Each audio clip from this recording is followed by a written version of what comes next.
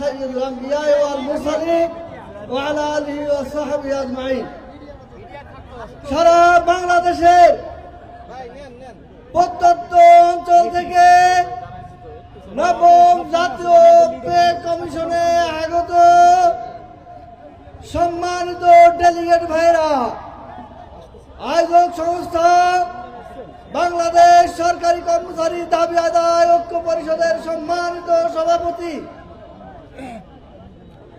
জনাব মোহাম্মদ ওয়ারেস আলী, লুৎফর রহমান, মাহমুদুল হাসান, ইসাক কবির, সালদার রহমান এবং অন্যান্য নেতৃবৃন্দ এবং print media, electronic media, Bangladesh সরকারের আইন শৃঙ্খলায় নিয়োজিত সরকারি বাহিনী, গোয়েন্দা সংস্থা এবং আমার প্রাণপ্রিয় কর্মচারী ভাইরা, আসসালামু আলাইকুম ওয়া রাহমাতুল্লাহ।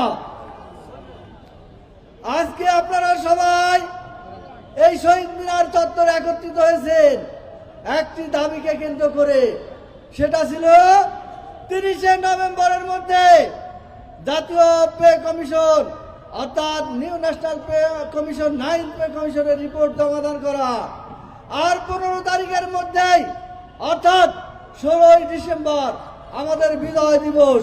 সেই বিজয় দিবসের পূর্বেই আমাদের কর্মচারীদের বিজয় সূচক জাতীয় পে স্কেল তথা নবম জাতীয় পে স্কেল ঘোষণার দাবিতে আজকে আপনারা এখানে একত্রিত হয়েছেন। প্রিয় সংগ্রামী কর্মচারী ভাই ও বোনেরা, আপনারা জানেন রোমের সুরম্য নগরী একদিনে রচিত হয়নি। Rome was not built in a day. আজকে আমাদের পেটের দাবি, ভাতের দাবি, আজকে আমাদের না পাওয়ার দাবি, সেই সকল দাবি একত্রিত করে সমাবেশের প্রয়োজন হয়ে পড়েছে। কেন আমরা সমাবেশ করব? আমরা তো শান্তিপ্রিয় কর্মচারী। এই প্রজাতন্ত্রের কার্যক্রমে আমরা সহযোগিতা সেবা প্রদান করে থাকি। কেন আজকে এই ছুটির দিনে, অবকাশের দিনে আমরা মাঠে নেমে আজকে আমাদের আন্দোলন সংগ্রাম মহাসমাবেশ করতে হবে?